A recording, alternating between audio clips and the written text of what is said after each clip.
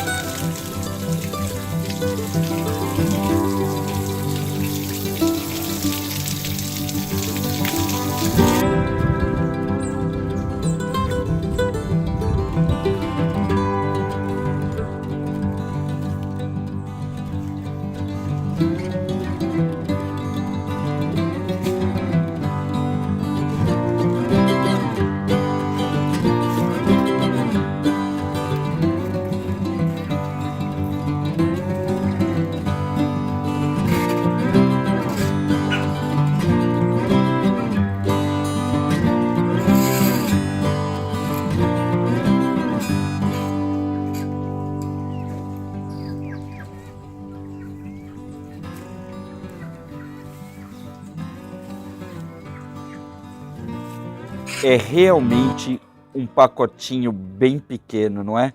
Hoje foi dia de semear trigo aqui no Forte. Nós plantamos uma variedade de trigo chamada de crioula, um trigo que tem várias e várias gerações documentadas. Isso significa o quê? Significa que essa planta aqui, ela brotou, ela deu o seu fruto, deu o seu grão. Nós pegamos alguns desses grãos e replantamos. E quando nós replantamos essa planta, ela dá uma nova planta com novos grãos. Isso geralmente é contado em gerações, por colheitas, cada colheita sendo uma geração. E muita gente acha que plantar esse tipo de semente aqui é só uma modinha de sobrevivencialista, que não tem fundamento nenhum fazer esse tipo de cultivo, cultivo das sementes crioulas. Pois bem, e é para falar sobre isso que nós estamos aqui hoje. Eu vou contar para você o real segredo de quem planta sementes como essa daqui, sementes crioulas, e de como um pacotinho como esse pode sim mudar o jogo a seu favor, se caso você realmente quiser fazer isso. Esses pacotinhos de semente geralmente são vendidos e o preço dele é equivalente a quantas gerações ele já está produzindo. Logo, plantações mais tradicionais que vendem sementes vão vendê-la por um preço bem alto. Outras vão fazer preço de custo, enfim, não é esse o caso. A questão é, por que tão poucas sementes assim acabam custando caro, acabam tendo um valor muito agregado. Eu vou explicar para você. Vamos falar de termos práticos aqui. Esse pequeno saquinho de grão aqui tem a capacidade de fazer com que cada um desses grãos que você está vendo aqui dentro gere uma nova planta. Cada nova planta vai ter uma média de 12 bons grãos de trigo, ok? Vai dar um pouco mais? Vai, mas geralmente os grãos que estão nas beiradas, eles não são tão bons assim. Existe sim um critério para avaliar se um grão é bom ou não. Ele tem que estar firme, ele tem que estar inteiro, ele não pode estar quebrado. Enfim, quando você bate o trigo ou dentro do processo até doméstico, você pode quebrar alguns grãos, então você tem alguma perda. Não perda de comida, mas sim perda da qualidade do grão para você reproduzir ele. Então, 12 grãos é uma média muito boa por planta. Daí dá para você ter uma ideia de quantas plantas você consegue aqui. Dá para você plantar um pequeno canteiro, dá para você plantar até, quem sabe, uma floreira e colher uma boa quantidade de grãos ali. O pão, de todas as suas formas e tipos, é uma das principais representações do uso do trigo, e ela já é usada há milhares de anos. Se você acha que fazer pão já é um negócio velho, imagina armazenar o grão de trigo. Tem armazenamentos feitos em ânforas antigas da época bíblica. Personagens bíblicos já armazenavam grão de trigo. Mas a utilidade do pão e de suas farinhas não é a questão desse vídeo aqui. A questão desse vídeo aqui é: por que armazenar um pouquinho de semente de trigo? Pois bem, eu vou trazer para vocês alguns dados que você provavelmente não sabe. Eu vou começar falando da farinha de trigo. Para começar a explicar isso para vocês, eu tenho que falar um pouco sobre prazos de validade e técnicas de armazenamento, ok? Esse trigo aqui, do jeito que você está vendo aqui agora, ele tem prazo de validade indeterminado. Ou seja, enquanto ele estiver íntegro dentro da embalagem, você pode consumir ele. Já as farinhas, que é o trigo processado, não funciona bem assim. Depois que o trigo ele é transformado em farinha, depois de você moer e processar ele todo, ele tem uma perca de potência ao longo do tempo. Ou seja, se você pegar a farinha de trigo e utilizar essa farinha de trigo em 3 meses, você vai ter uma farinha de trigo ok. Em 4 meses, ela perde um pouco de sua potência e assim vai até os 6 meses. Quando chega nos 6 meses, ela estabiliza a uma média de 40% da sua potência. E é por isso que quando você vai fazer um pão na sua casa e usa uma farinha velha, ela não vai dar aquele mesmo desempenho que você teria se você estivesse usando uma farinha novinha, recém-moída. Isso acontece com toda a farinha de trigo? Sim. Acontece. Aquelas de embalada em saco de papel ou em saco plástico todo furadinho seguem essa regra. Essas farinhas integrais embaladas a vácuo realmente duram 1 ano. A partir de 1 ano elas começam também a perder potência e no final do período elas estão mais fracas para o consumo. Ou seja, ela perde potência, ela perde amido, ela perde a energia da farinha. Mas eu estou falando só de farinha e não estou falando de todo o trabalho que uma pessoa precisa ter para plantar trigo em casa, não é? Porque afinal de contas, farinha você vai ali e busca diretamente no mercado. Eu não vou entrar aqui em discutir o que pode ou não ter a mais dentro da farinha do que aquilo que você está comprando, porque sim, muitas farinhas vêm com uma série de compostos para poder se manter por muito tempo. E o principal argumento de quem está plantando sementes crioulas como essa daqui, mesmo começando com bem pouquinho, é o seguinte: você sabia que todas as sementes de trigo guardadas em silos são envenenadas? A grande indústria que trabalha a genética e o melhoramento das colheitas arrumou um jeito de fazer o agricultor ficar totalmente refém delas. Esse jeito é tornando as sementes estéreis após a primeira colheita. Ou seja, ele vai plantar um trigo, esse trigo vai dar um fruto, e se ele tentar replantar, ela vai sair estéril, vai sair uma planta, ele vai ter todo o trabalho, vai ficar tudo quase igual. Mas quando você aperta a planta, quando você aperta o lugar das sementes, ele vai estar vazio. Sim, isso é feito para que o agricultor tenha que ir buscar sementes toda vez e ficar refém daquela empresa. As sementes crioulas garante que a cada cultivo você tenha o grão dentro da planta. Esse é um dos principais argumentos para você poder plantar isso aqui. Toda semente industrial, seja ela transgênica ou até armazenada em silos industriais e às vezes nem transgênica, de agricultura familiar, elas são envenenadas.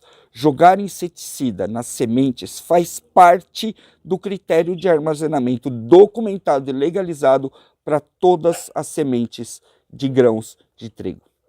Todas. Pois é, e muita gente se pergunta se é verdade quando um país como China, Alemanha, Suécia divulga que eles têm 7 anos de sementes armazenadas, 7 anos de trigo armazenado. É verdade, só que esse trigo está armazenado dentro de silos próprios, que tem uma respiração específica, um critério específico, e todo esse silo é envenenado pelo menos 2 vezes por ano. Isso, e nós estamos falando de venenos realmente pesados. Qualquer grão seco pode ser sumariamente destruído por umidade. Então, os silos garantem que eles não recebam nenhuma umidade. O que o silo não consegue garantir é que insetos, ratos, animais e tudo mais vão até lá comer o estoque que está sendo armazenado. Para isso, as pessoas do chão como nós, pessoas simples como nós, podemos fazer pequenos silos, como as ânforas que o pessoal da Bíblia usava. Esses silos atuais são as garrafas PET. Você coloca ali o seu grão numa garrafa PET, vai selar essa garrafa PET e a hora que ele estiver selado sem oxigênio, nenhum caruncho, nenhum desses bichos que aparecem nas grandes colheitas vai aparecer no seu grão crioulo. Ou seja, ele vai poder ser armazenado por muitos anos e estável, porque ele só vai começar a contar aquela degradação da farinha na hora que você moer para usar. Um saquinho de grãos como este aqui pode ser replicado, como eu disse lá no início, em floreiras, de uma floreira para uma floreira maior, para um canteirinho maior. Você pode manter sempre o canteiro desse tamanho e tudo que você colher desse canteiro, você vai poder secar e armazenar. Eu já fiz para vocês o processo todo do trigo, desde a hora que ele vai para a terra até a hora que a gente moe e faz um pão. Tá tudo aqui no canal, se você clicar aqui nesse link você vai lá assistir. E você pode ir replicando isso daqui até você ter uma colheita legal. Só que essa sua colheita garantidamente não vão ter transgênicos, ou seja, alteração genética.